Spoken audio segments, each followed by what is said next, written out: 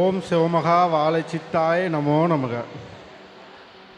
சாமி, தியானத்துக்கு முன்னாடி தாரணைன்னு சொல்கிறாங்க. அதாவது வந்து ஒரு பொருளை வந்து மனசை குவிக்கிறது. என்னது? யோ என்ன சொல்லுங்க? திருமூலரோட அந்த அட்டாங்க யோகத்தில் தியானத்துக்கு ஏன் அங்கே வந்து இங்கிட்டு வந்து சொல்லுங்க, கேட்க மாட்டேங்க. டிகள் போற்றி. சாமி, இயமம் நியமம் இது மாதிரி வரிசைப்படுத்துகிறாங்களே, அதில் வந்து தியானத்துக்கு முன்னாடி தாரணைன்னு சொல்கிறாங்க. அதை வந்து ஒரு பொருள் மேலே மனசை வந்து குவிக்க வைக்கிறது. இந்த திறன் இருந்தால் பசங்க படிப்பில் கூட வந்து நல்ல திறமையாக வந்து படிக்கிறாங்க. மனசு வந்து குவிக்க முடியாமல் பசங்க இப்போ கஷ்டப்படுறாங்களா சாமி படிப்பில் கூட? ஸோ அந்த திறமையை வந்து அந்த கவனிக்கிற திறமையை வந்து வளர்த்துக்கிறதுக்கு என்ன பண்ணோம் சாமி? இப்போ அதுக்கு வந்து சித்தர்கள் அந்த காலத்தில் என்ன பயிற்சியை வந்து சீடர்களுக்கு கொடுத்தாங்க சாமி?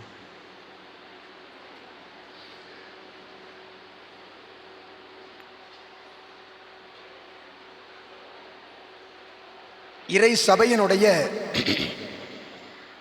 உயர் சீடர்களாக வலம் வருவோர்களில் நல்நிலையில் நல்முறையில் ஆற்றலாய் பல்லவதேயமதில் சென்னை என்று பெயரிடப்பட்டிருக்கின்ற பல்லவதேயத்தில் அருகாமையில் சிங்கப்பெருமாள் அமர்ந்து அரசாளும் தலமதிலிருந்து சபை நாடி வந்து சித்தனை அறிந்து சித்தனோடு கலந்து உயர் கிளைச்சபை ஒன்றை நிறுவி அதன் மூலமாக நாடி வருவோர்களது கர்மவினை பாவங்களை சித்தன் மூலமாக நீக்குகின்ற தர்மயுகமாற்ற பணியை ஆற்றிக்கொள்கின்ற சீடனே அகத்தியன் நல்லாசி வழங்குகின்றோம்.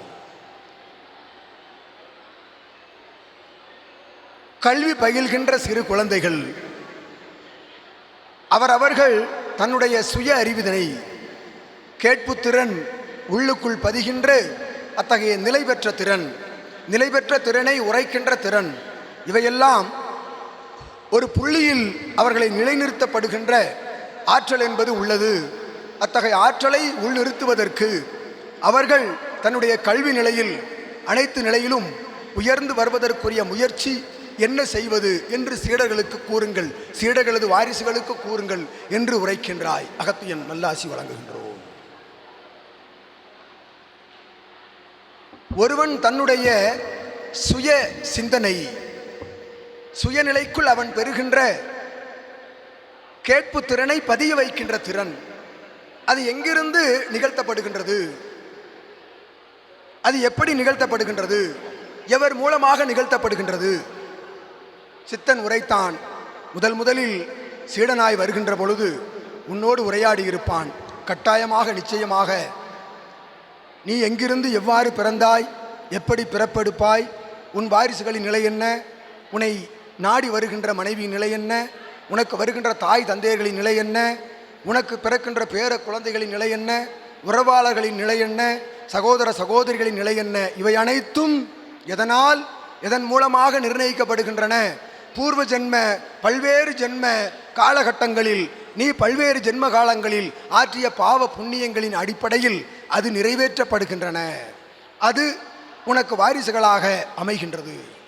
அவர்கள் எப்படி எத்தகைய அறிவோடு வளர வேண்டும், ஞானத்தோடு வளர வேண்டும், அறிவு நிலை கடந்த ஞானம், ஞானம் உட்படுத்தப்பட்ட அறிவு, சற்றேறக்குறைய அறிவு குறைந்து வளர வேண்டும் என்கின்ற நிலையெல்லாம் எதை வைத்து தீர்மானிக்கப்படுகின்றன? நீ வளர்ந்து நீ ஆற்றுகின்ற தர்ம கைங்கரிய நிலைகள், புண்ணியங்கள், வழிபாட்டு நிலைகள், சரணாகதி நிலைக்குள் அது வடிவமைக்கப்படுகின்றன. வடிவமைக்கப்படுகின்ற நிலை பிறக்கின்ற பொழுது அது அமைக்கப்படுகின்றது. அது பிறந்து வெளிவந்து கல்வி பயில்கின்ற பொழுது நீ ஆற்றுகின்ற புண்ணிய நிலைகளால் அதன் வடிவங்கள் நிச்சயமாக மாற்றப்படும். அதற்கு ஒரு புள்ளி வேண்டும். அப்புள்ளி எங்கிருக்கின்றது? உன் நெற்றி சுழுமுனைதான் அத்தகைய புள்ளி என்று அகத்தியன் உரைக்கும். இங்கிருந்து பெறுகின்ற ஞானம், இங்கிருந்து தருகின்ற அறிவு, நீ அவர்களை வழிநடத்துகின்ற நிலை, சித்தனுக்குள் நீ அடைகின்ற சரணாகதி நிலை, இவையெல்லாம் இவன் மூலமாக உனக்குள் புகுந்து அவர்களுக்கு உன்னால் அது வழிநடத்தப்படுகின்றது. அதுவே வெற்றியினுடைய ரகசியம், வெற்றியினுடைய பாதை என்று அகத்தியன் நல்லாசி வழங்கி அமர்கின்றோம். இன்புற்று வாழ்க. அகத்தியமே ஜெயம், ஆனந்தமே அகத்தியம். ஓம் அகதீஷாய நமக. ஓம் அகதீஷாய நமக.